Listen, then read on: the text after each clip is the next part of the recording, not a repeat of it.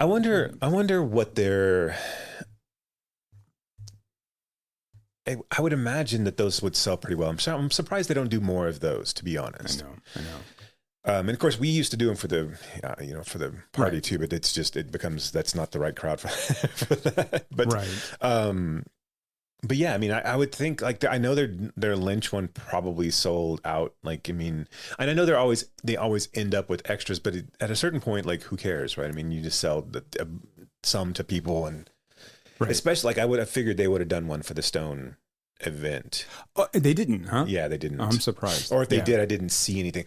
Like there were people that were hawking Stone autographed books. I don't know who they were, but when I got into the lobby that night, there were people that were there that had the Oliver Stone Experience book, that big hardback book that he has. And then I think there was one other book that they had that there were certain ones that were signed, and then there were certain ones that, like, I guess they'd already pre-sold or something, and then you could still buy one. And then there wasn't any really, I think, official meet and greets. If you were kind of in the know, you could have stuck around long enough to chat with him personally, because he was out in the lobby. Because like he went out to dinner with people too. I mean, I saw pictures from like Barack. Yeah, of course. Yeah, I mean, not that like everyone was going to go out to dinner with him, but right. I mean, right. I wasn't there. I mean, I'm sure that he would have been like, "Hey, is that Barack guy?" I've heard their podcast. I've heard good things. Let's. Why don't we go grab a taco? Well, you saw the poster I got for the Instrument.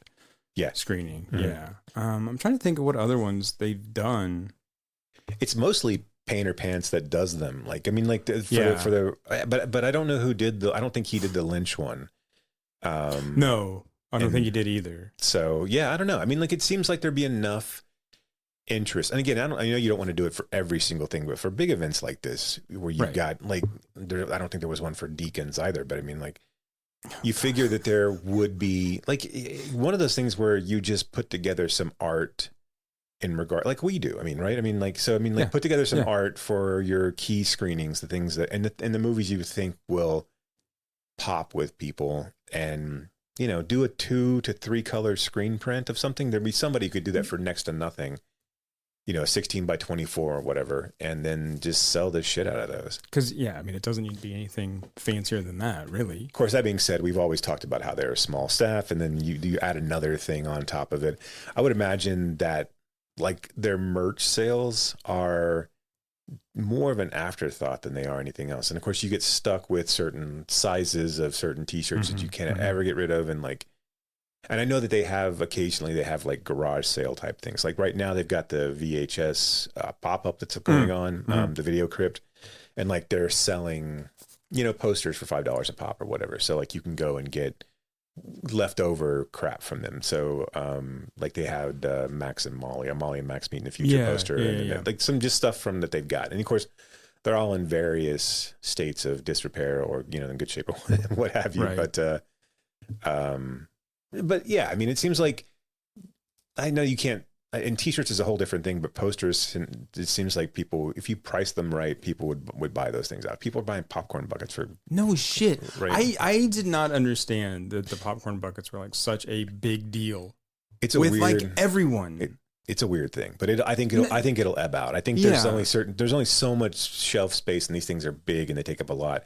And also they're, but yeah, I mean, like, and like, I think what are they made of? Are they like hard plastic? Yeah, for the most part. Okay. I mean, so you can actually like wash them? Yeah. Okay. Yeah. And they don't fall Although apart. that being said, some of them do. Like the Batman one, you couldn't wash the Batman. You could wash it in soap and water, but not like you couldn't dunk it because it's got electronics inside of it. So to a certain extent. Okay. Like the Ghostbusters trap one it lights up. So there's certain things you probably really couldn't do. Yeah. They actually had one at the Texas Theater for Joker 2, which I don't even know if it was really for. It didn't look like it was tied to Joker 2. It looked like it was tied to Suicide Squad, but I don't know necessarily. Like it's. Did you get out to see that?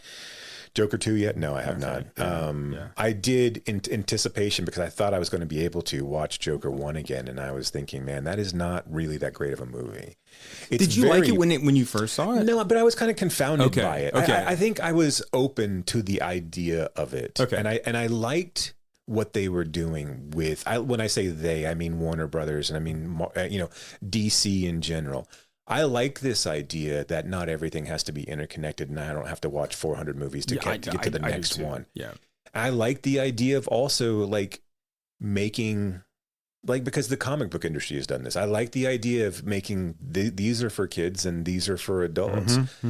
But I don't feel like Phillips, well, and I think we got so enamored with, and you could clearly tell because he won the Oscar. I think we get so enamored with the performance of Phoenix, but really, I don't think Phoenix does a whole hell of a lot in that. He lost a lot of weight. He lost a lot of weight, and he moves around weirdly, right? I mean, like, and so, yeah, I can see his rib cage, but the more and more you go back to that film, and I haven't seen it a ton, and I saw it I saw it in the theaters when it first came out. I may have watched it in bits and pieces, right? But it's empty. And then, and when I saw it the first time, I'm like, okay, well, clearly this is Phillips trying to be Scorsese, and I think that's a point that's been well made, and people have said it over and over again with King of Comedy and Taxi Driver. I think it looks gorgeous. I think he does. I think Phillips has a pretty decent flair for the visual in that movie, which he really hadn't had in anything else that he's done. Like, I mean, like, and of course, this is his first real foray back into serious filmmaking. If you go back to his first like frat, experimental, whatever. But I mean, like, it doesn't really say anything, and it doesn't like.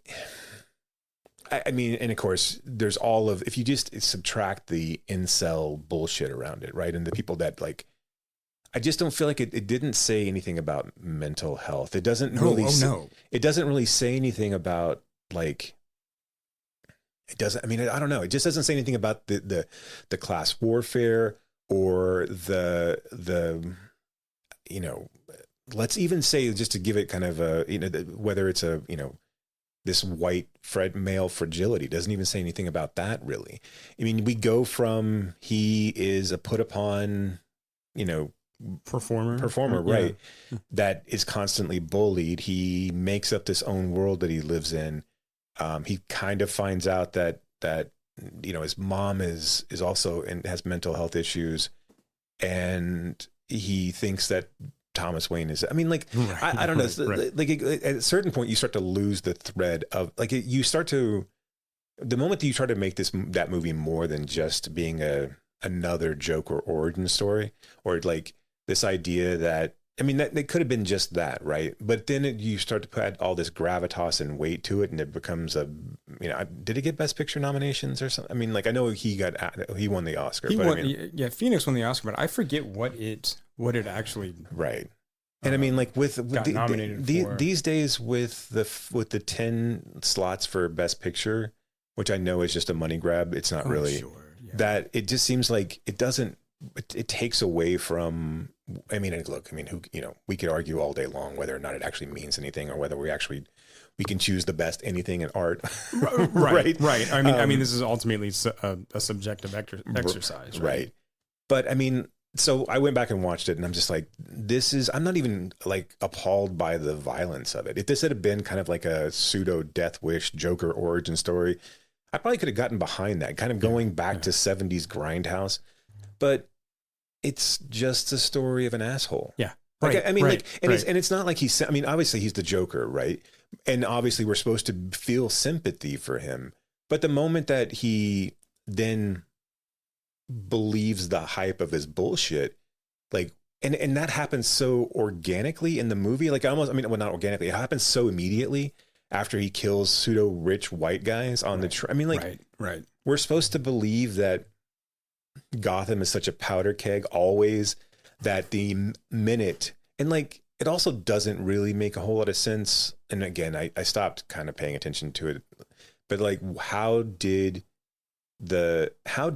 people know that the person, I guess you could have seen him running away or whatever, but like, he was dressed as a clown. Like those 3 people he killed, he just killed them and then he runs, but there's nobody else around when he kills them. Right.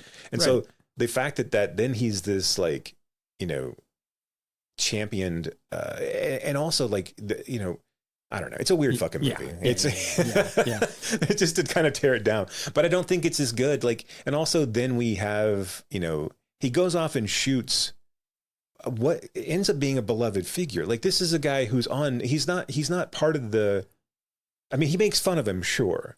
But that's a personal vendetta that no one should have been rallying around. But then at that point, that just serves as another, like, we're going to go protest and riot. And he stands out on the steps of the courtyard. I mean, like, it's just, I don't get that movie. I really don't. No, I don't either. And it almost seems to be giving the wrong message about mental health. Right. Where it's just kind of like, oh yeah, the reason people do anything like this is just mental health. Well, and it's like, another one of those. Definitely not the guns. Right. It's another one of those too that's like where there's where we depict it always as violence, right? It's not, so it always succumbs to violence. The shit that he writes in his had it have been had he had the kind of intelligence around putting this together, and had they made like everything be fake, taking a kind of an American Psycho aspect to this, where like the killings weren't actually real. Right. And the rally cry around the sadness of the Joker is he just ends up in Arkham at the end of the day because we don't fucking like him, right? Because he's creepy to Batman, little Batman, right, but he never actually does anything. He never actually acts on anything. He like goes on like where, De Niro goes out and Murray brings him onto a show and he bombs, right? Yeah. And then, but in his head, he blows his, shoots him. Right. Having a Joker end up in Arkham, and of course, I guess you can't really make that argument because when you get to Arkham, he murders the person that's sitting across from him, and then he walks with bloody. He was way more interested in the visuals of this movie than he was actually the storytelling. Yeah. But if you have ended this off with, a Joker who was big in his own mind, and that we didn't help him, that social services got cut, that Thomas Wayne, and we showed that Thomas Wayne is the fascist that Batman, and not even that, but just, it doesn't have to be that level. It could just be this, heartless capitalist that's led to this. That's a fucking interesting movie, right? Where there's the impotence of not being able to enact in this world that's completely against you, and then living in your own head. But of course, this is not what we did. So no, and that's not what we do here, right? Because today's Screamers, it's another episode where we seek to build a city that adequately shows our own genius. Today is a big day.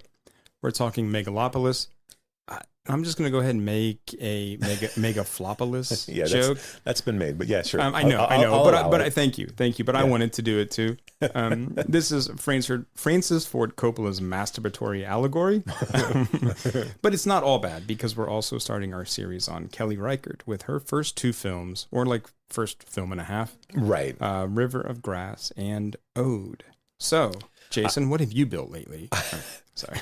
Well, I'm waiting for my wife to die in a tragic car accident so that I can somehow extract her essence and make a super material and then have it float around. And then I hope I get shot in the face by a kid that's been hired by a goon of Shia LaBeouf. And then I can put that stuff on my face and reconstruct my face. In your head. Like in your head. Yes. Right. Yeah. It is with your golden T-square. I just, in my Ayn Randian golden T-square. Like this poster just evokes Randian horseshit. Even though this movie's not really Randian. No, it's not. It has none of the trappings of that. It just looks like they're trying to make the Fountainhead. Right.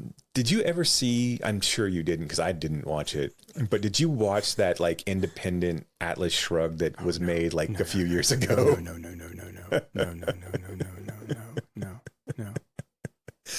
Where it's like, that I didn't either. At some point I need to go back because it just feels. Do you think Kirk Cameron produced it? Oh, Cameron doesn't. I don't think Cameron's deep enough to even to do the Randian things. It's just to understand, to be like Alan Greenspan and be an acolyte of Ayn Rand. I always thought that was the weirdest fucking thing to see, like Alan Greenspan, right, in a black turtleneck, literally sitting at the feet of Ayn Rand. Have you seen that photograph of him? Yeah. And you're just like, this is bizarre. How it's bizarre. Of course, there's a lot of pieces of the world that are bizarre to me. Right, that's true. Yeah, I know. I mean, like most of the fucking world. But how did Rand ever really like capture I any don't know. sort of. I don't know. Like, I guess if you're just, did we fancy ourselves as like in the, again, we weren't born, but did they fancy themselves in the 10s and the 20s and the 30s as this like new era of philosophy and like where we were just sitting around on our bourgeois, Yes. like, But yes, yeah. swilling champagne and You had, okay, maybe that's a little like highfalutin, but in the 20s and 30s, especially, you had a lot of new schools of thought coming up. Right? I mean, this is where the kind of seeds of existentialism started anyway, right? With Husserl in the late, 1890s, early 1900s, and then that crossing over to Heidegger and Merleau-Ponty, and then to Sartre and de Beauvoir, et cetera, but also like Simone Weil was writing in the 20s and 30s about, abolishing all political parties. And so I think, a lot of people were just like, I'm just going to like sit around and think. And like, there's an anecdote about, Sartre and I forget, was it Levanius? I forget the other guy, but he was trying to explain phenomenology to Sartre, and he had like apricot brandy. yes. And he puts it down on the table and he's like, you can do philosophy. So you're not too like far off from the champagne thing, but no, I mean, yes, look, people read books and thought all the that's you either worked in a factory and died young, right. But I get why people, I guess maybe I'll walk back my statement. I understand why people would have bought into Rand, because you're sitting around here with devastation, may be a hard word, but you're sitting around here where the disparity between the haves and the have-nots for the very first time in America probably is really, really evident, right? And like, you can look right out your window and see people, Oliver Twists everywhere. Right. Well, and you had one world war and another one's coming up. Right. And like, you're also getting ready for the Depression. So things are like in constant kind of flux too. Yeah. Right. Yeah. And this idea of, well, this manifest destiny, that we are the chosen people, but not even that. I mean, obviously that's not what I am the chosen. Right. I. And it's only on my good works, and that right. Everyone else, even the middle class that can kind of get close to us, is really still mediocrity. Mm-hmm. And only the creme de la creme and upper crust and the intellectuals and the ones who really strive for cutting through the bullshit and fuck you. But it's also like pseudo intellectualism. It's right. not even like I don't know. I couldn't get through that shit in like freshman level college. And I'm just like, because it's just bullshit. It's just fucking bullshit. And it's poorly written. It's so fucking long. It's bad. It's just bad. I know we're turning off all our Randian listeners out there, but I cannot imagine if after like 60 plus episodes of this podcast, if somebody doesn't get our sort of like political slant, right? Oh, but man, but the point you're making, I think, and not to like bring it back to Megalopolis, but I think the point you're making really is kind of germane to this film, right? Yeah. Of only on my good works can this society flourish, because that's what this character is. Absolutely, that's what Driver's character is, right? But he caveats it with the whole love angle, right? Which is fucking stupid. Sorry, I mean the whole movie's stupid, right? But he's also okay. I mean, there's so much. Hang on, let me do this, and then I have a question. Okay. All right. The city of New Rome. Well, sorry, go ahead. No. We have to stop and ask. We have to do a call-in question from the audience at this point, so they can ask one as well. This is Why Does Wilhelm Scream? The ultimate experience. Yes.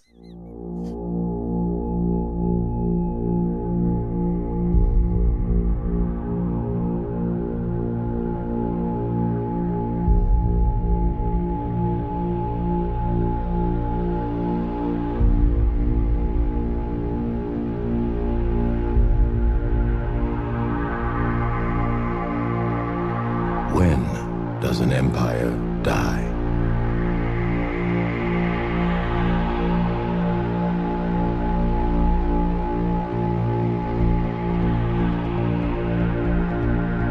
Ladies I present to you a vision.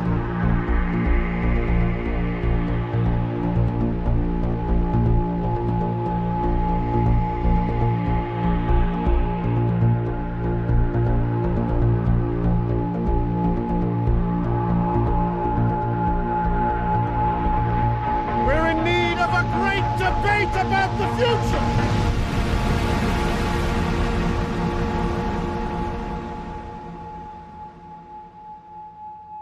What the fuck? The city of New Rome faces the duel between Caesar Catalina, a brilliant artist in favor of a utopian future, and the greedy mayor, Franklin Cicero. Between them is Julia Cicero, with her loyalty divided between her father and her beloved. Which That's also then cuts out all of Voight's shit, too. None of that is like actually fucking true, though. No, like it's I not. don't think that Esposito's character is necessarily greedy in terms of like money hungry, or like I just think that he has this battle with this guy, and he's going to sort of do the opposite of whatever Caesar Catalina, what a stupid fucking name. Well, But I mean, hey, look, we're going to argue this fucking dumbass movie on its own merits and its own plot. We're going to give this way more credence than it actually deserves. I know. But yes, look, this is a guy who was a district attorney. He was a district attorney who believed this megalomaniac killed his wife, actually, and then found out that he didn't, but still tried to frame him for it.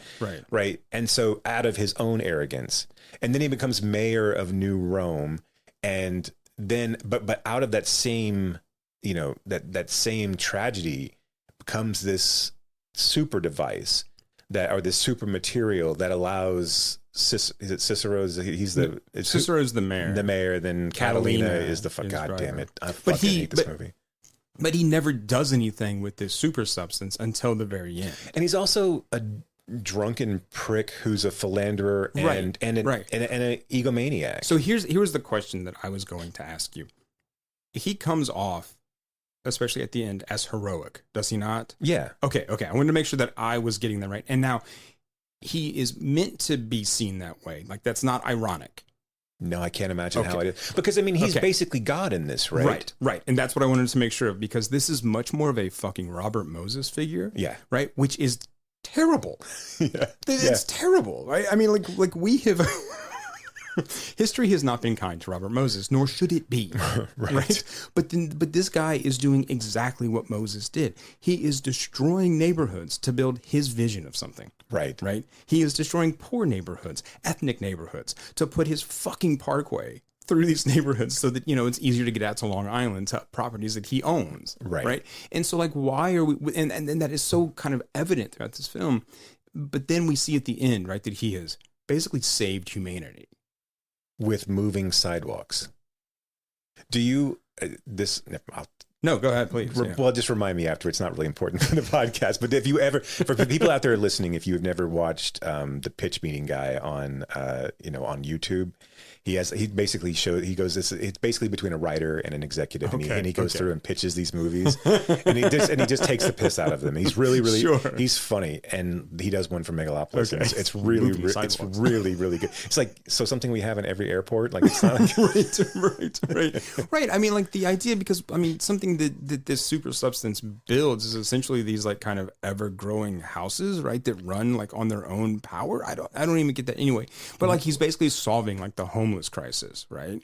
And which, again, nothing that Robert fucking Moses would have ever done. But then he opens it to, like, he creates a homeless crisis to open it up to the rich and the elite at the end of the movie. I know.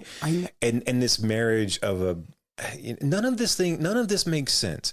At certain points he can stop time. At certain points he can manipulate objects, and not only stop time, because again, when he gets into that drunken weirdness, and I guess you could argue that didn't actually happen, but he gets into this drunken weirdness where he can move, vodka bottles around, and then he behaves in a way, like, at no point would anyone buy this guy's bullshit. No, I mean, aside from, because again, there's all thinly veiled, like, even though I don't necessarily know what Coppola's stance on anything actually is after seeing this movie. No, I have no idea. But like, these are all thinly veiled references to other people. Like, you could kind of see that that Catalina is maybe a Musk type figure, that he comes across as being this overly arrogant asshole, but is still believes in himself and believes what he wants to do. So I want to jump in there because there's actual, and I hate to say this, but there's a kind of like historical precedent here that there were 2 real life Romans, right? Named Cicero and named Catiline. And the Catiline guy wanted to basically get rid of all the debt for the poor. And Cicero, basically ran a spin campaign against him that said he was trying to overthrow Rome. But if you look at that and put that onto this film, that does not fucking work either. It doesn't make any sense. And that's the real thing that I think like people will ascribe meaning to this.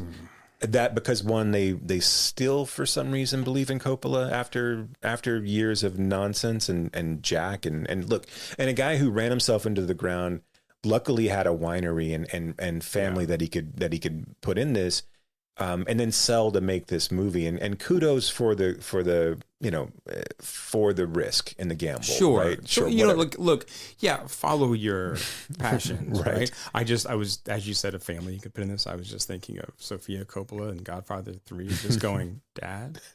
Right. But like, if that was your aim, is to really tie and drive this home, drive this metaphor that you're clearly trying to make, that America is New Rome, right? Which, okay, sure. I mean, I'm not going to necessarily argue against you, but also like you either need to make that message clear or you need to give some pretext, because there's not that many people that are still here that are like one, again, like you said, this metaphor doesn't actually work, and ascribing the true names doesn't actually work. Right. And even then, if you did want that to work, the people who are watching this movie don't know who Catalina and Cicero are. No. We don't teach this history. You're expecting them to, there's not a fucking scroll or a crawl or, hey, here's where I'm getting at. Like, and okay, you can even argue then that we should know, that we should be smart enough and we should want to dive into this. Which is why he uses the name Caesar, right? Because we know that name from history. But what we know of Caesar, right, was his kind of, I don't want to say treachery, but almost his, willful breaking of decorum to gain power, right? But Caesar in this case is a banker. That's he doesn't what I mean. Even have power. I know. That's what I'm saying, right? So why do that? And he's supposed to be Trump. And his son's, I guess, Trump Jr. in a sense, or like John Voight. Yeah, I mean, John Voight's supposed to be Trump, right? I mean, right. Like, and then that kind of, that kind of, again, who knows, right? This ultra rich doesn't give a shit, and then, but like none of the metaphor makes sense if you're trying to ascribe it to that, and then if you just take away the metaphor, like if you take this movie on its face about corrupt politicians and corrupt bankers and art all being at each other's throats, right? And all being at, and all, but then the message becomes, okay, then the corrupt government either wants to suppress art and suppress love to make sure we take care of the people. The bank wants power, so it's going to align itself with art as much as it needs to. Like, what the fuck are we saying in this movie? And then art is a drunken prick, right? That can't get out of its own way and will manipulate and use and destroy as much as it needs to then get its vision. Like, who the fuck and again, we don't necessarily need to root for anybody in this movie, but who the fuck are we supposed to, what are we supposed to take away from this? So at the end of this movie, so basically we've laid it all out for you. Yes, and it's dumb as shit. And if you've seen it, you know it's dumb as shit. Like, it's poorly acted, it's poorly put together. It is so poorly written. It looks like garbage. Oh, it looks terrible. It's like you asked AI to do a Baz Luhrmann, like right. Well, and what is going on with the dialogue? I don't know, because it's like pseudo Shakespeare, right? That has to be right. And I'm like, the only person even doing it effectively is LaBeouf, right? I'm like, okay, I feel like LaBeouf is in the right movie and no one else is, right? Which is weird, because it's like, if you watch LaBeouf and you go back to something like Luhrmann's Romeo and Juliet, he would fit in there. Oh, yeah. Right?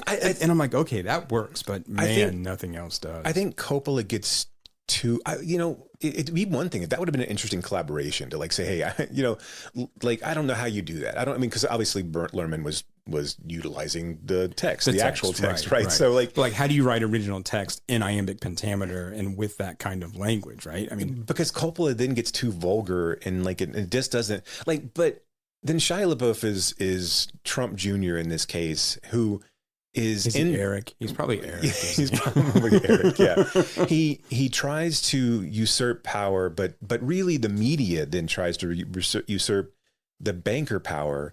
Whatever. Fuck this movie. I mean, it just doesn't make any like none of that. Like trying to make sense of it doesn't. It's not going to help you out any. But I mean, I feel like LaBeouf understood the assignment. I almost feel like Driver actually did as well, but I don't know. But they were in different movies. Yeah. Had they been in the same one, but doesn't do this you movie? think LaBeouf's a better actor than Adam Driver? Yeah. Okay, I do too. I think that's the difference. Right? I think if Driver were a better actor, then those two would have been in that same movie. If I were a director, aside from all of the baggage, I'd be trying to put LaBeouf in everything. Sure. I mean, like, because he has, I don't have anything to fucking lose anymore kind of mentality. Like, and look, I'm not, a horrible person, horrible past, whatever, lying about Honey Boy, all the bullshit. Whatever. I don't like. Yes, he's probably a piece of shit person, and we wouldn't get along with him. But you qualified it. You said if he wasn't, right? But if he wasn't, yeah, absolutely. Yeah, it makes it all better. Yeah. No, I could not stand the scene where Driver's talking to Natalie Emmanuel, and he's like, "Just go back to the club," and I'm like, "What is going on with this? Like, this writing is awful." And she's just a blank slate in this movie, and I don't think she's bad in other things, but she's just nothing in this. I think Feynman is not that you notice her all that much. I think she's a woeful misstep. I think Plaza is the one who comes off the worst in this. But yeah. And I just feel like, oh my God, you're so anal, Caesar. Good thing I'm so oral. What the fuck was that? That line, that was so... Well, her name is Wow Platinum. No, I know, but so, why would they write that? It's such a terrible line to write, period. I mean, in a movie that says, "Hey, what do you think of my boner?" I mean, or that's fair. Okay, you can't begin to explore the Amazonian depths of my mind. I know that I'm paraphrasing there. I don't think he said explore, but like, but it's still, I mean, close enough, right? But the idea is the same. But you're right. Had we had written this entire thing in iambic pentameter, I think it would have led to the air that it was trying to create. Right. Like this movie, especially as it opens, it feels like a Hudsucker Proxy meets Baz Luhrmann. Like, I mean, it has those fades and dissolves. It has that kind of like pseudo mid-century, look to it. Right. But also then in a modern sense, and like when they're coming out of the party. And Jasmine is still, that's her name, right? Is that, I mean, Cicero's daughter, right? Is it, I mean, is her name something, whatever. It's is what her name is. It has that sense of like Julia, Jasmine, Julia, whatever. I got the J right. So, I mean, that's you did. You're right. I mean, you're right. Yeah. I'm sorry for correcting. It has a playfulness to it. Mm-hmm. And then we go like but the fuck you, man. It starts off with him at the top of the fucking tower. Oh God. And then like him like him like thinking he's gonna jump and drop, like kill himself, and then he stops time. Like none of that ever plays out. We don't ever give a fuck. Like it only. Like, what was the point of that? It has no point whatsoever. It plays out as a crisis of conscience. When he loses that ability and then she brings it back into him and then their baby has it. That fucking baby wink at the goddamn end. The baby turned to the camera. Like, what was that? And okay, so we get past all of this, right? So like Cicero doesn't like Catalina. Cicero wants to and then his daughter starts to kind of play the two, like she's trying to play the nice between the two of them. And like, now that we're dating and now that I'm pregnant and I'm going to have a baby, maybe we can make this work. And it turns out that the banker, the Trump family is trying to kill Catalina in order to throw Cicero under. I don't know. Throw Not, Cicero in not John Voight though. Just Claudio. Just Claudio. LaBeouf. Right. So LaBeouf and Wow Platinum, right, kind of join forces. And she wants to be a power play, so she marries the head of the. She marries Caesar. Yeah. Well, no, Caesar is Driver. Right. Right. Right. She marries Catalina. Voight is, what's his name in this? John Voight plays the character Hamilton Crassus the Third. Crassus, right? The Crassus, Third. yes. And he is Caesar's uncle. Yes. Right. They're all in some weird family. His mother's sister. Right. Or brother. You know what I mean? Yeah. But so she marries him because she wants to be part of a power couple. Then she manipulates his son or nephew in order to take over power, which never really makes sense. Like that whole sequence of like, I'm going to get you off of the board and like show that you're incompetent and then take over. Like it doesn't fucking make any sense. Like he gets Driver gets shot in the face because they're trying to get him out of the picture essentially. So because if Megalopolis doesn't exist, then taking over power from whatever. Taking power over Giancarlo Esposito is going to be easier, I guess. But then he makes a martyr out of him and he puts Megalodon on his face. I know it's not the name of it, but it's close. It's close enough. And Might as well be a he puts it on his dinosaur. face, and so it reconstructs his face. They reconstruct a dog's leg at some point, which again is not really. That's I say that like that's an event in the movie. It just happens. Right. They make a dress out of it and see through. That's where it really is like a Hudsucker Proxy montage, right? Of them like just making the hula hoops. There's some pseudo sex tape thing that exists where we try to take down the artist because he slept with an underage pop star, but she's not who really promised to be a virgin. Right. None of this. What the fuck does this thing mean? Like I have no idea. There's so much going on, and none of it connects. And I know, and not that anybody's necessarily that's listening to this, I know there are people out there that are just like, you don't fucking get it, man. This is so deep. You know what? Send me a fucking email. Explain it to me. But here's the thing. If this was just some fucko that had directed nothing, right? And because this doesn't look like it's $120 million film. Oh my God, no. If this was just some nobody, if this wasn't from the director of Apocalypse Now and The Godfather. It'd be like The Room kind of thing. It'd be like a Tommy Wiseau film. This would be a Neil Breen film. We would all be going, this is an ego fuck. Like, I'm surprised Coppola didn't put himself in this. Well, he did. I mean, Adam Driver. Sure, right. Yeah. But I mean, that's the other thing. That's the Woody too, Allen, right? Once you get to that point, you can't be that guy anymore, right? But, and is that really the portrayal that you want for yourself? Is you don't understand my vision. There's so much horse shit in this movie. You don't understand my vision. And then, I mean, at that point, it just becomes, it almost like comes back to enjoyable just to watch how this fucking stupid ass shit plays out.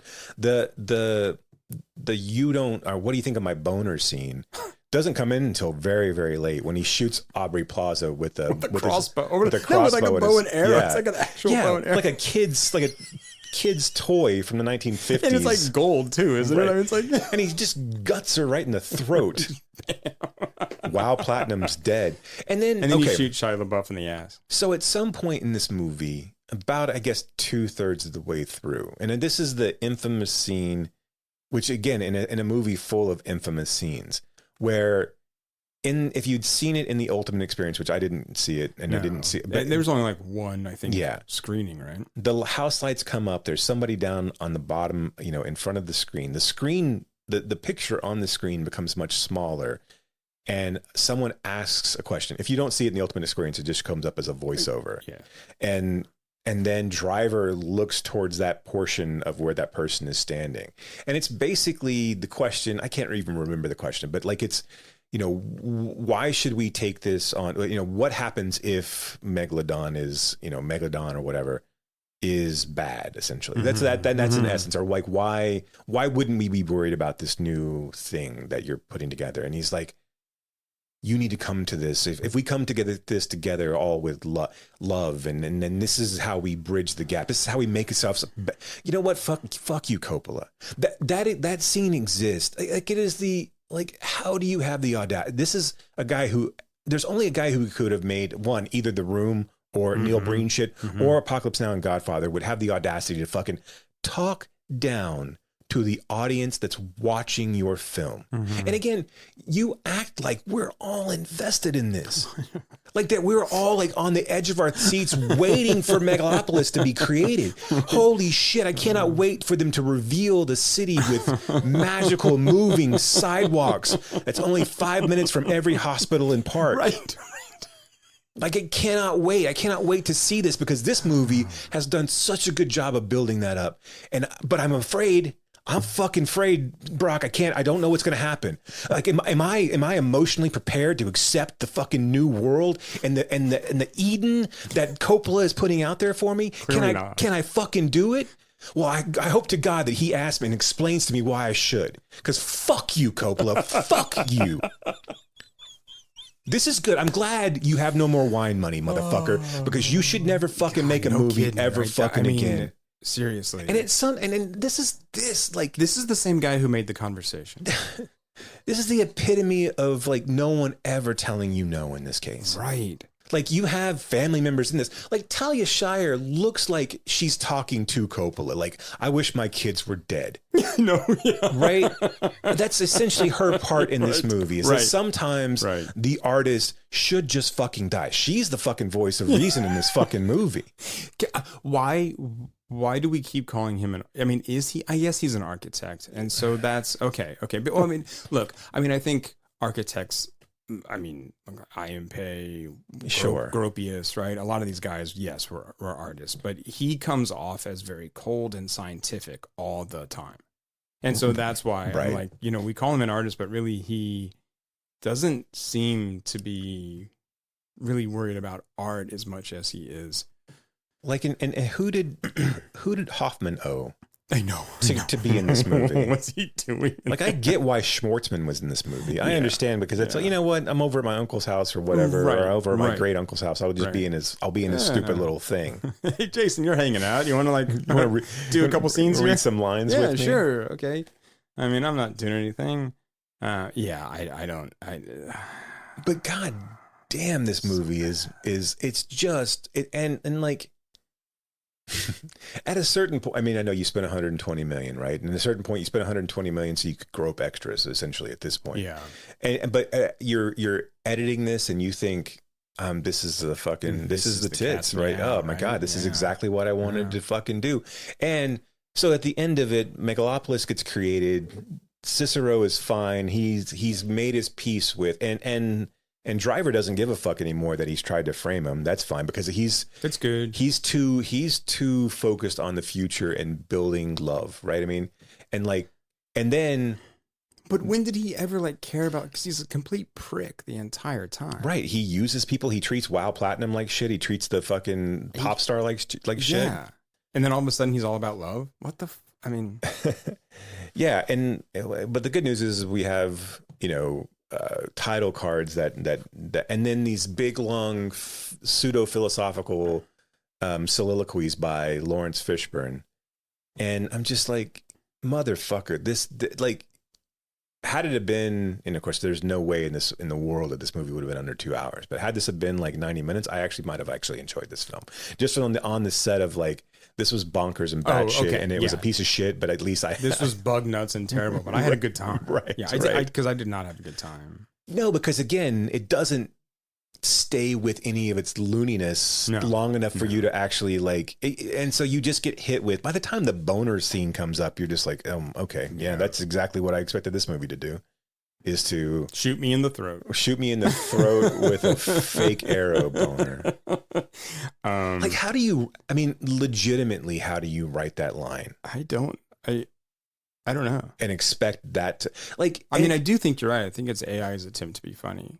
And then at that point, any of this film's champions, how do you justify that line? Oh, I don't think you can. Is it I think anyone trying to justify this film is just doing such kind of mental gymnastics that they're twisted so much into a pretzel they can't find their way out, and so they're just going to stick with that position. You know, right? They're just gonna stick with it and keep going. It is unfucking believable. Should we talk about something else? Yeah, let's talk about something else. Hey, that sounds like a great idea. Why don't we talk about Kelly Reichardt and River River of Grass. River of Grass.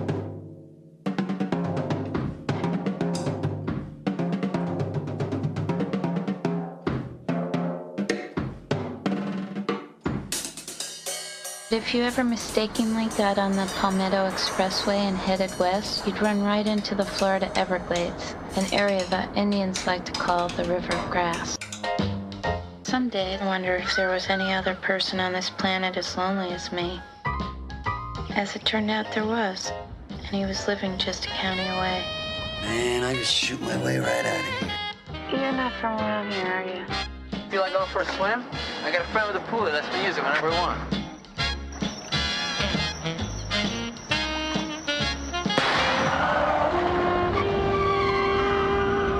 Lee and I had crossed that straight line that Dad called the law. What's she doing with this guy? Murder was thicker than marriage, and Lee and I were now bound by the life we took. We should just get out of here. Hit the road, maybe go up north somewhere. I could feel the butterflies in my stomach as I tumbled deeper into a life of crime.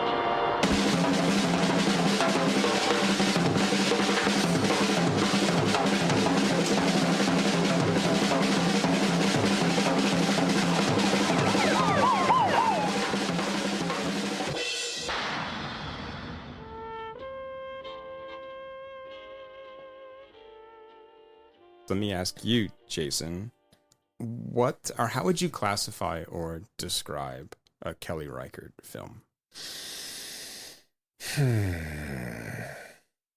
Kind of just like peaceful meditations. Yeah. I mean, these kind of things, I think either you connect with the Reichardt film or you don't. And I think there's a portion of the film going, I understand why Reichardt is not at the top of mind for, the generic movie going populace. I would say I understand why Marvel has come a knocking, and to offer her up but don't you think she is kind of like a Chloe Zhao? Sure. I mean, wouldn't they be like contemporaries? I do. Yeah. But I also kind of paint her in the same like Nicole Hofstetter, or I'm not sure if I'm saying her name. I know who. Yeah. Right. Yeah. Or Miranda July, or these other. No, you're running back.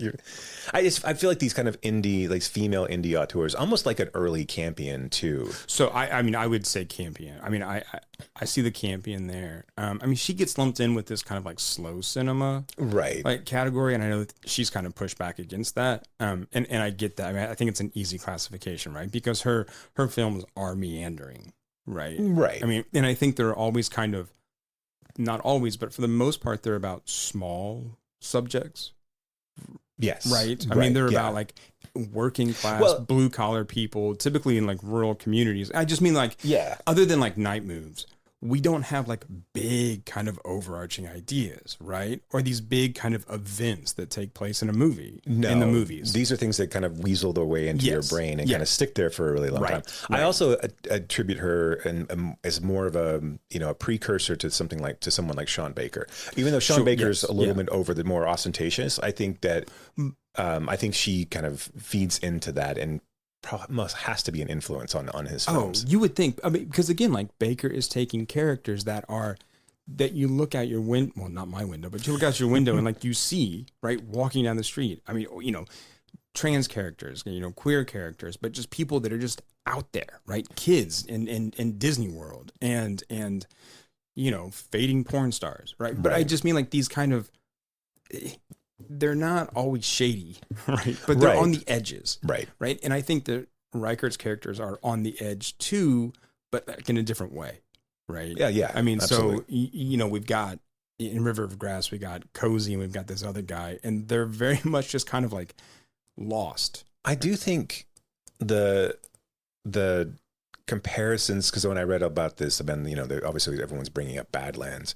But I do feel like the comparisons to Malik, however you say his fucking name. How do you say his Malik. Name? Yeah, me too. So I've heard it said both ways, and I haven't ever bothered to actually learn how. I'm just going to go with Malik. We'll just go with Malik. You guys know who we're talking about. That's how I've heard it. That's the key to communication. It's not really about pronunciation or word correctness. Right. As long as you know what I mean. As long as we understand each other, that's fine. Wittgenstein said that the meaning of a word is its use. Right. So absolutely.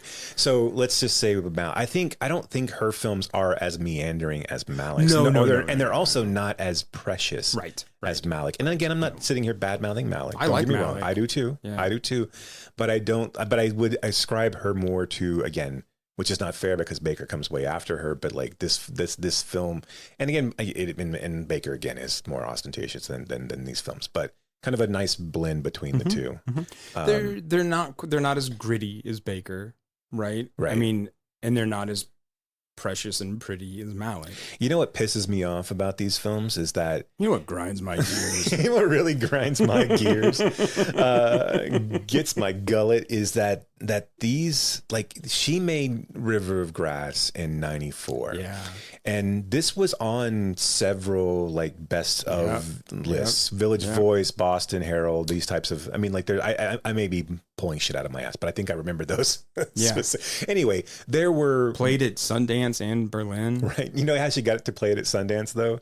Is that it wasn't long enough to play at Sundance. They initially rejected it. So she slowed down the credits in order to get a long time runtime. I love it. But River of Grass plays in '94 at Sundance. And this is, we said before, this is the era where every independent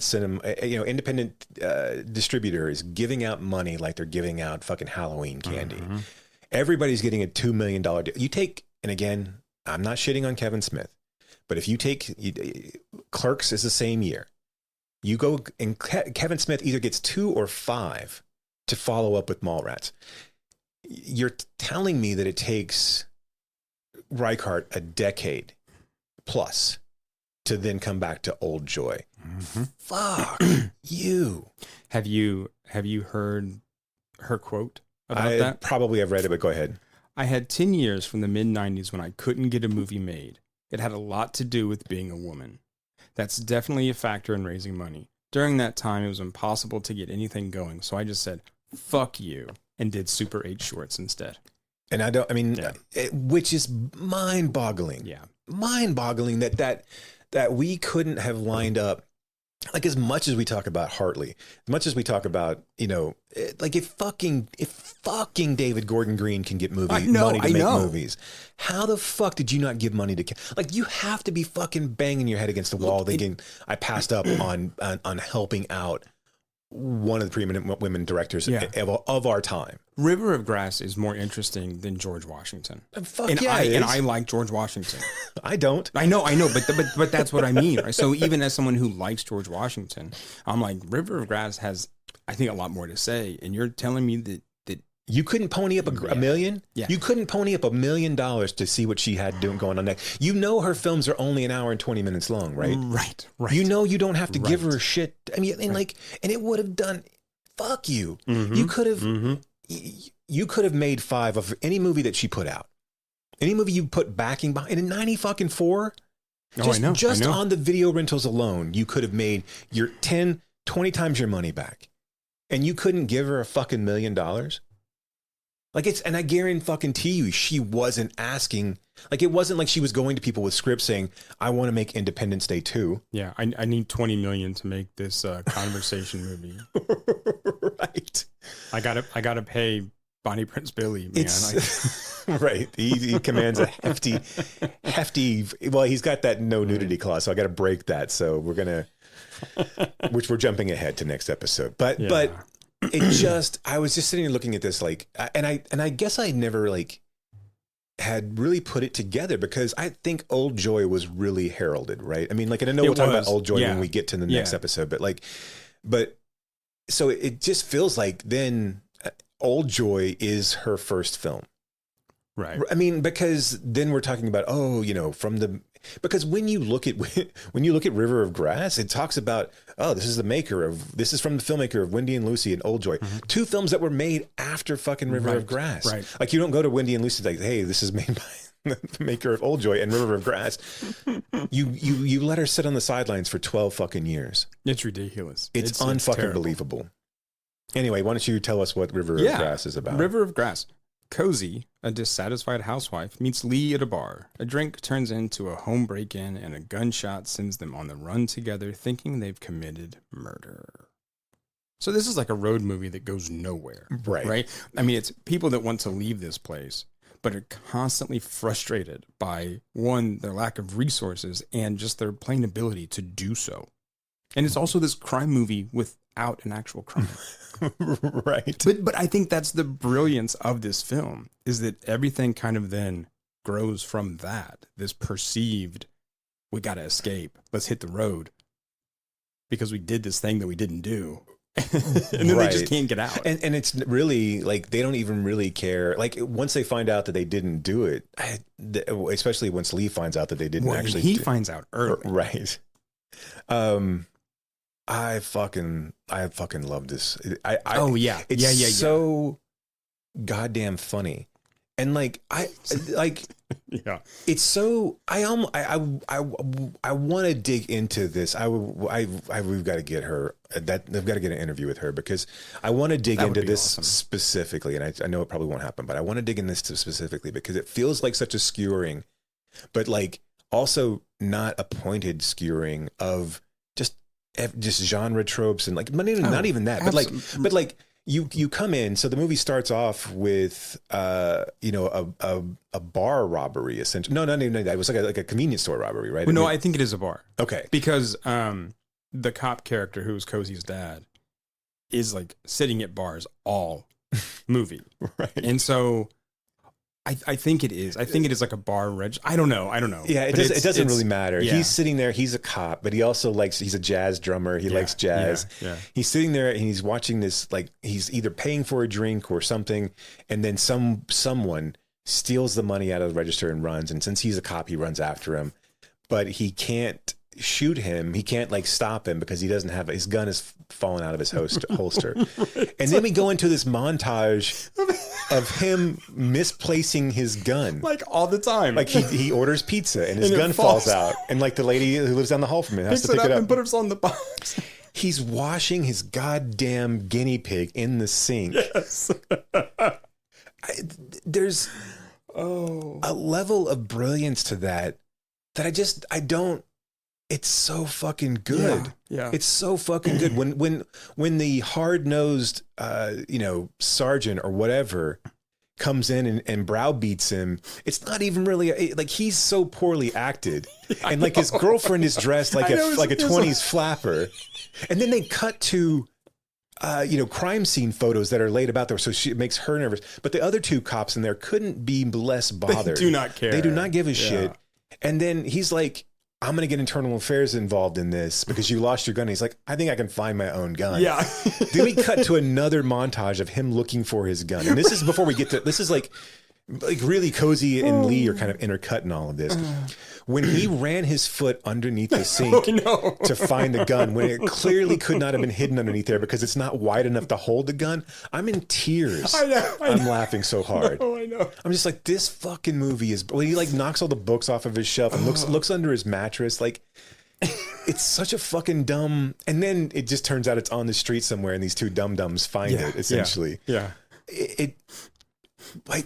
There's a moment, sticking with those cops, and of course this is set in Miami, between Dade and Broward County, and this is where Reichardt grew up. Right. This is exactly where Reichardt grew up, and her family were all cops. Did you know that? I didn't know that. Yeah. So she comes from this like line of like law enforcement.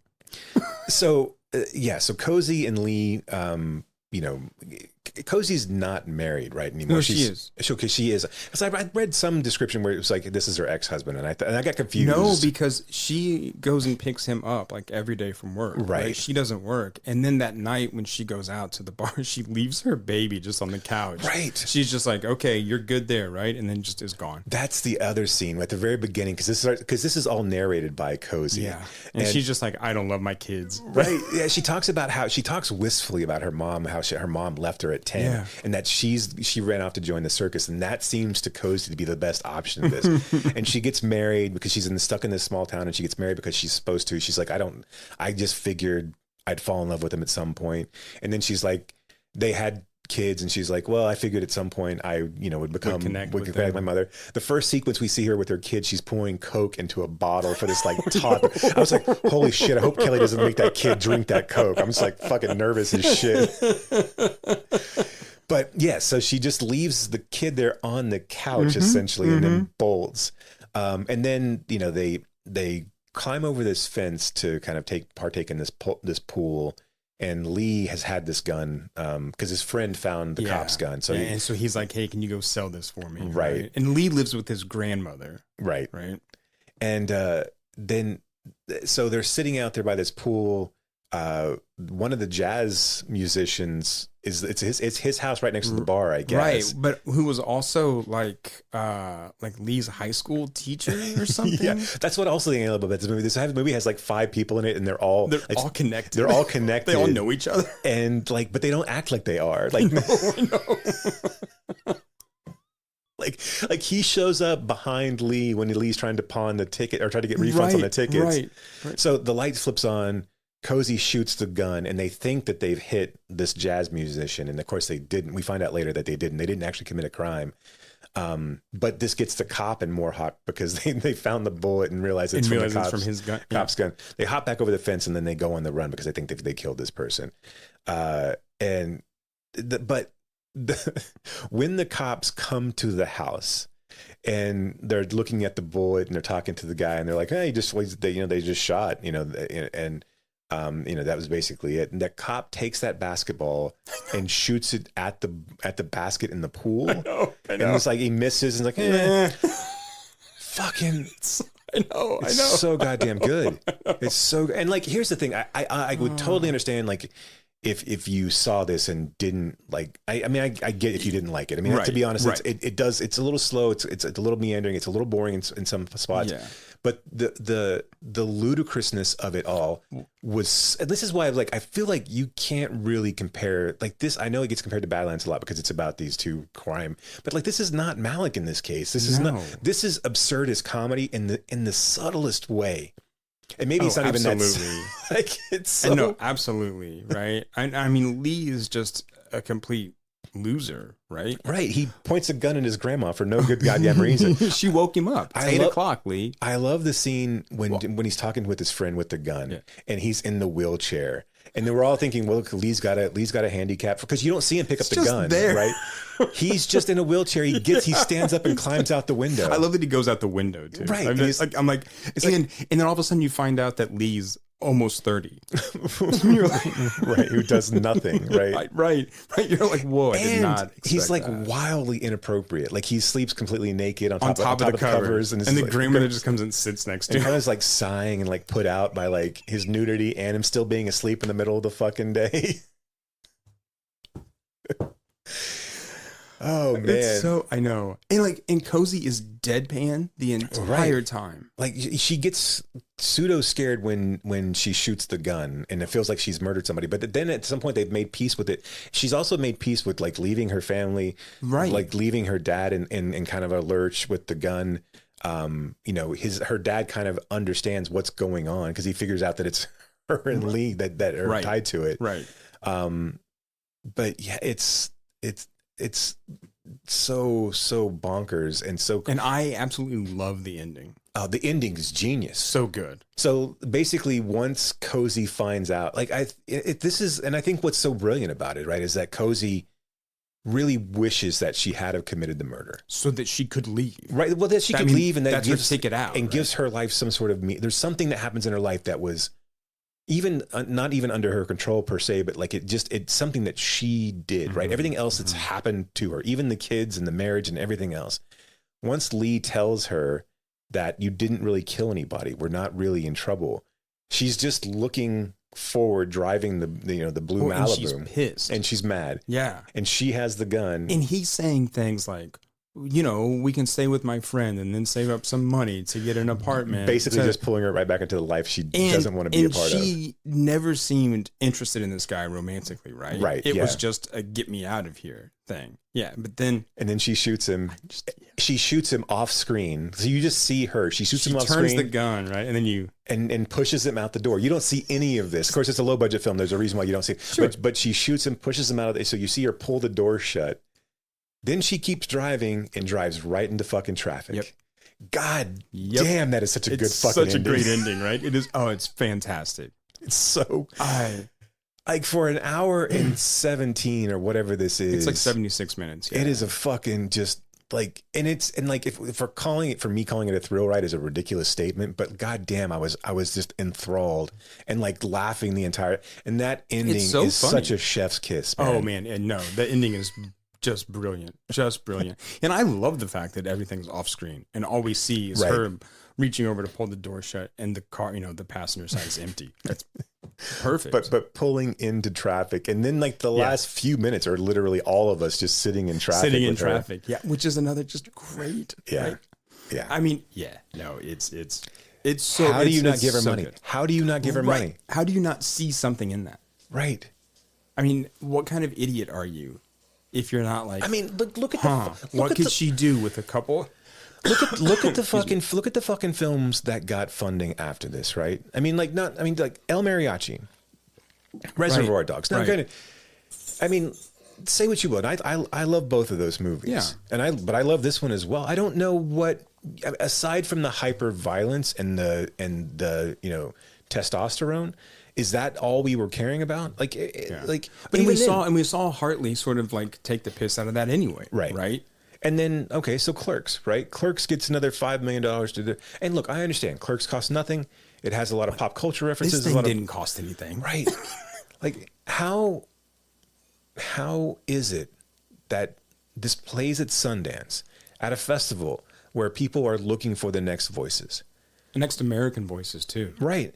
And we don't like. I almost wish she had have like said this was directed by Richard Reichardt, and like masked her name. Like, and again, I don't want to encourage that behavior. Like, did you have to do that? Right. But like, if this had have been directed by Tarantino, or if this had been directed by like Rodriguez, which, I mean, arguably Reichardt's a way better director than Rodriguez.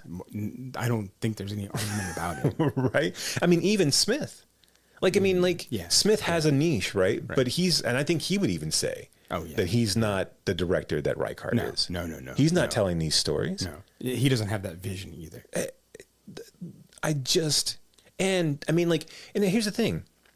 I would imagine Desperado made money. I know that Mallrats didn't. I mean, like, ultimately, at the end of the day, it probably did, just from a perspective of, like, by now, 30 years later, it's probably made its money. Well, and I feel like Mallrats was probably also a rental maker as well. Right. And to be fair, a lot of Mallrats' budget went to Shannon. There was, a huge portion of her. Yeah. She got paid seven figures. Good. Yeah, absolutely. Good. Yeah. Good. And also, I mean, the budget went to like us just quoting that movie. How many years later? Right. But this film, it was nominated for the Grand Jury Prize at Sundance. It was nominated for 4 Independent Spirit Awards. So I mean, it was recognized. Right. That's the thing. It was critically recognized, and you still don't see a value in her work. Yeah, it's fucking bonkers. It is fucking unbelievable. But regardless, it's so fucking. This movie's so fucking good. No, it's fantastic. It is fantastic. And because again, like as we talk about like the intentionality of everything. Because this, I mean, like if you look at this, if you're just coming into this cold, don't really kind of. If it doesn't connect, if it's too subtle, if the satire is too subtle, or the piss take is too subtle, I can understand that. Right? Yeah, sure. So it does feel like, I mean, obviously the police captain or whatever he is in this case is a ridiculous, over the top character. It doesn't look like he even belongs in this movie. Looks like he walked in with street clothes on. In fact, most of these guys look like they walked in with street clothes on. Yeah, they're their own clothes. Like I totally get it, but I mean that's part of the film, But it's too, part though. of the That's right. part of Yeah. it, right? This guy's not supposed to. He's supposed to be over the top. He's supposed to be a caricature of right that type. Right.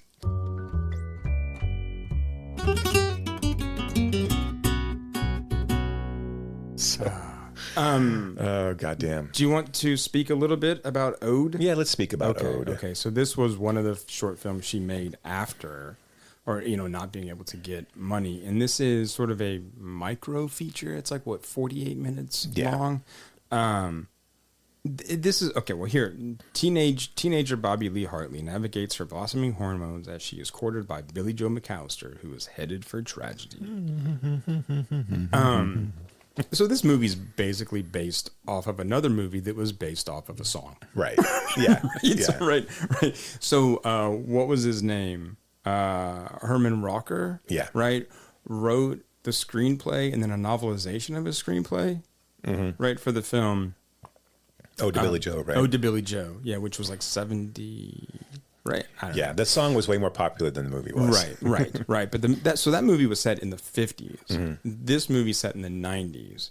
And one thing I like is that not a lot has changed in like 40 years. Right. And I do think that's interesting. But I mean, this was, I would like to find a clean copy of this because it was hard to watch. I mean, it was hard to watch. It was hard to focus on. And it's a VHS rip. And it's not even a good VHS rip. No, right? and there's German subtitles on there. And yes. I mean, you can't really. But I think Reichardt has stated that she kind of wants these things to be lost. Like, there's no interest in going back to them. They were time killers at this point. Right. There's not a lot to this. I mean, basically what happens is it's, a religious girl.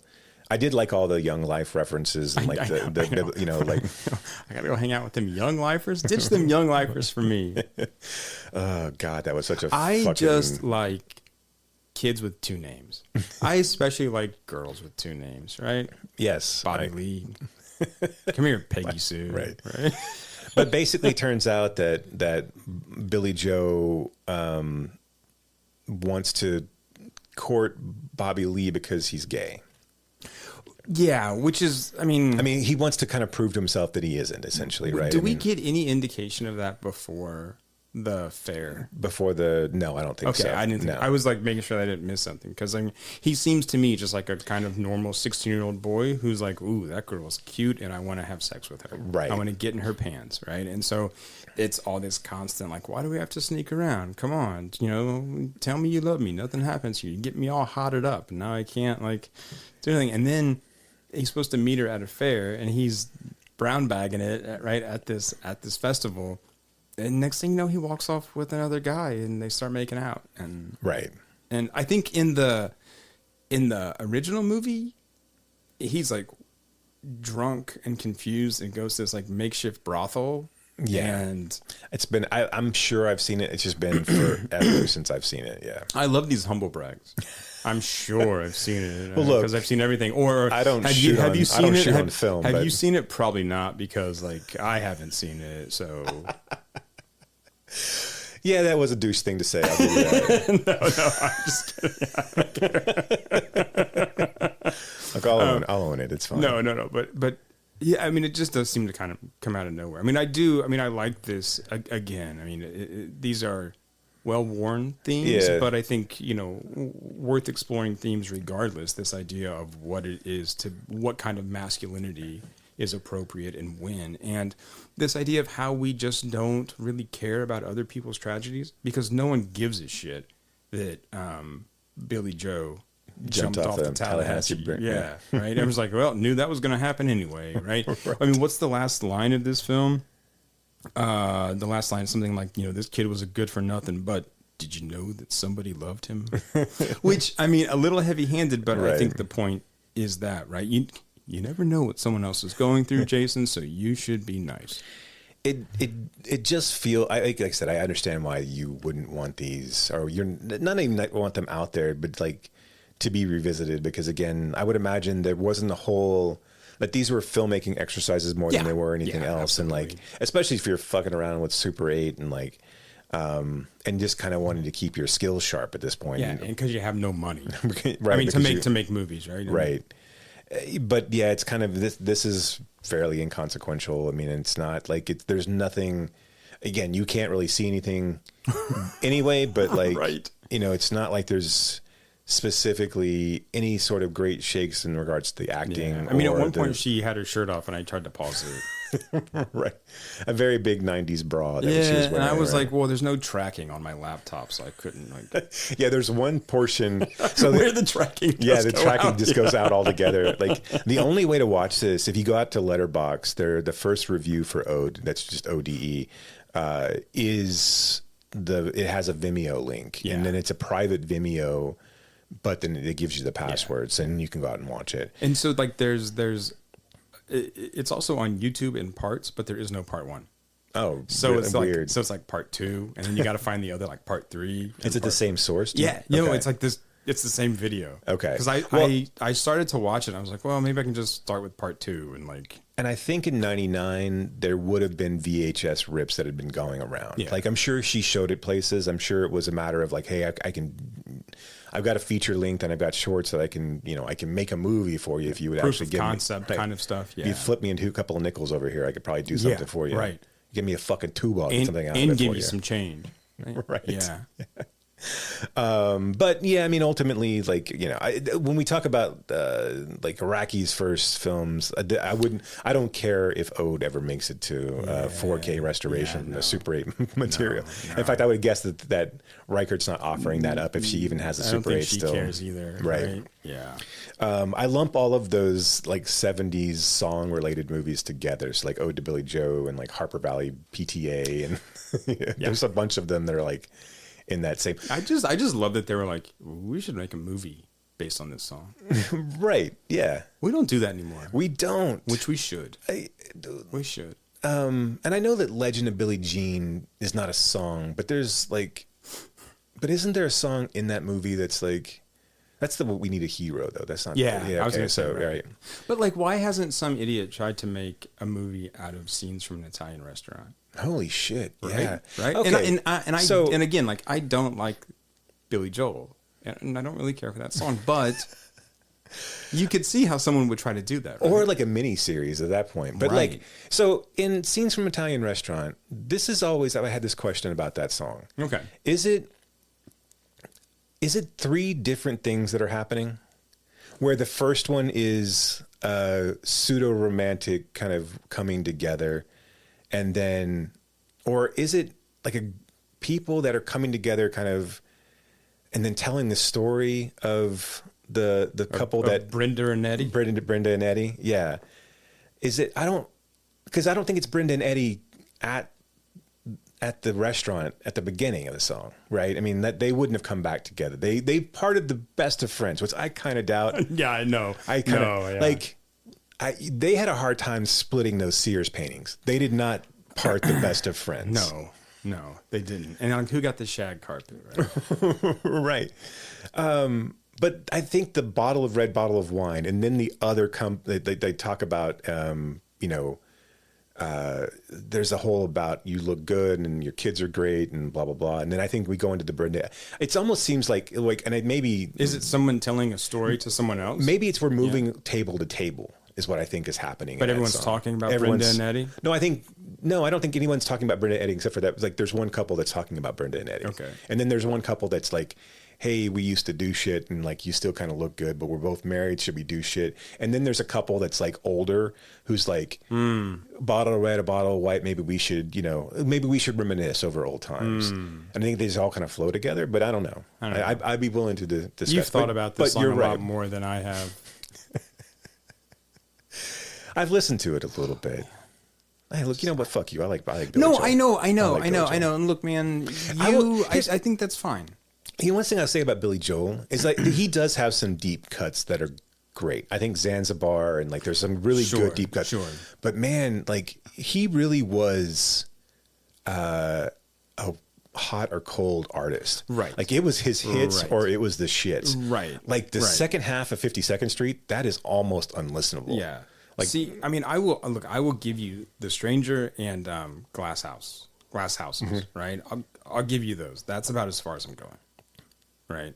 I mean, I think those 2 records are listenable, right. 52nd Street has like Christy Lee and all of that stuff on it, right? Yeah. And that's the cassette that I grew up listening to in my dad's car, right? So that was my like initiation into Billy Joel, right? Uptown Girl, was that on 52nd? Was that on no, that was on a different later, one, yeah. but it's still like kind of in that group. Yeah, it's okay. It's all right. Yeah. But you're right. Like, but also there's all kinds of great, like, story songs that we feel like we could tap into. Do you figure, like, even, like, I mean, granted, I know that with the advent of the music video, maybe that's... Also, I'm sorry, how come no one's made a film out of Slick Rick's children's story? Right. That'd be a banger. Or Ice Cube's It Was a Good Day. Yeah. Well, the video is kind of like a movie. Right. Well, that's what I'm saying is that I think the videos probably took the place of these long form movies in this case, and especially when you started having like Jackson make Bad and Thriller and Moonraker, not Moonraker, Moon. Fuck. What's Moonraker. that? What's that Moonraker? That's a James Bond. That's a James Bond film. Captain EO and God damn it, what did he make? No, I'm not gonna be able to pull it. He made that with was that Dante who made that with him? I think Captain EO was Dante. Right? I think. And then Landis made Thriller and Bad. Right. Man, people don't like Landis. No.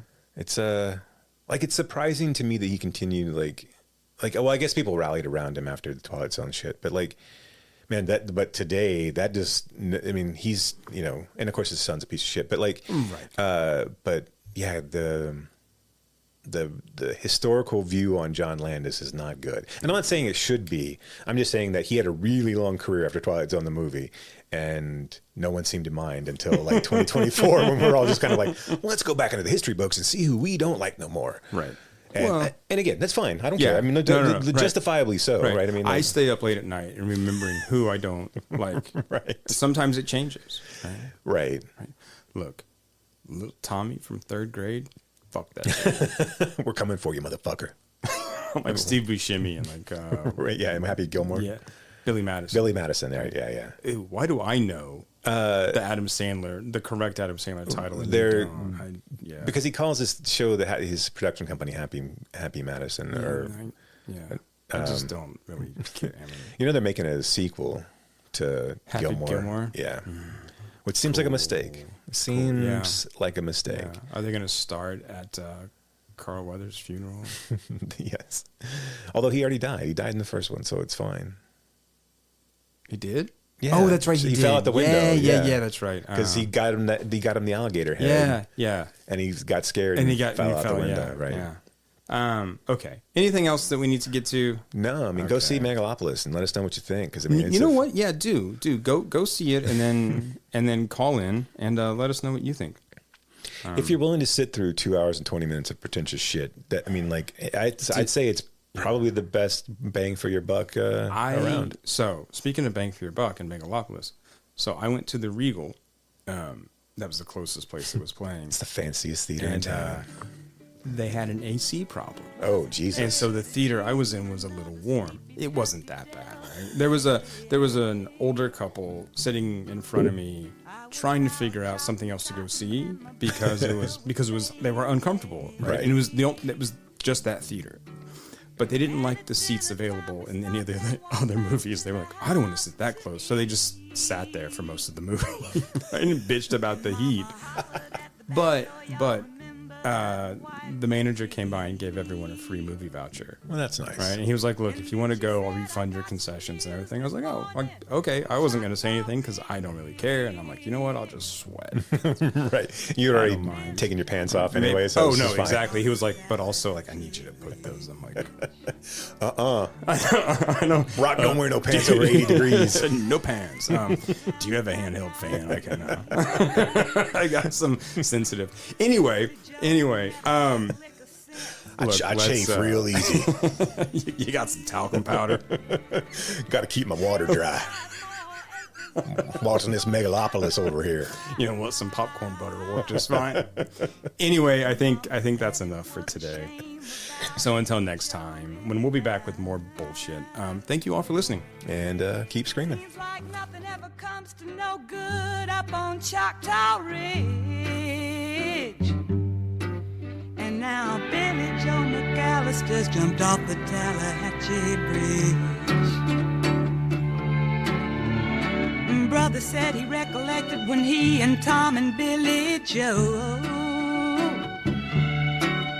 put a frog down my back at the Carroll County Picture Show.